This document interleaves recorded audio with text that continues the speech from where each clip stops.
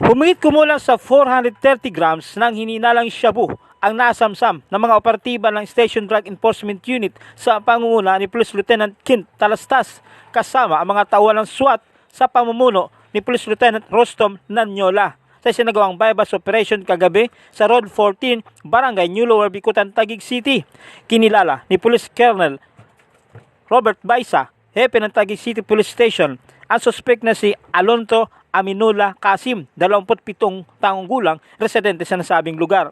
Nakuha sa kanyang pag-iingat ang halos 3 milyong pisong halaga ng 11 plastic sachet ng hininalang shabu na nakasilid sa tibag, isang sling bag at bypass money. Ipinagbalaki ni Colonel Baisa ang matagumpay na 1 linggong sakleo sa lungsod ng Taguig.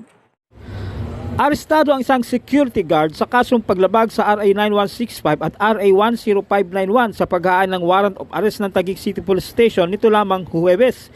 Kinilala ni Police Colonel Robert Baisa, hepe ng Taguig City Police Station, ang suspect na si Eugenio Igbalik, 39 taong gulang, residente ng Western Bicutan, Taguig City.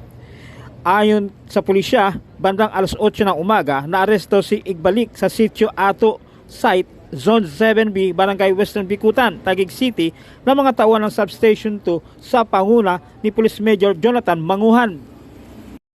Nakumpiska kay Igbalik ang 12 small size heat-sealed transparent plastic sachet na naglalaman ng hininalang shabu na humigit kumulang 24 na gramo at tinatayang nagkakalaga ng 163,200 pesos, isang maliit na pitaka, isang sling bag at isang caliber 38 revolver na may ingredient made na Brazil at 6 na live ammunition sa silindro.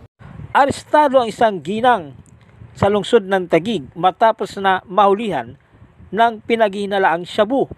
Sa bisa ng search warrant na ipinalabas ni Judge Antonio Olivete ng RTC Branch 267, pinasok ng mga alagad ng Taguig City Police Substation 7 sa panguna ni Police Major Joseph Inumis ang tahanan ng suspect na si Erlinda Cabildo Pineda, 53 taong gulang, sa Reposar Street, Purok 2, Barangay Upper Bicutan. Ito ay sa paglabag sa Section 11 ng RA 9165 o Comprehensive Dangerous Drugs Act of 2002.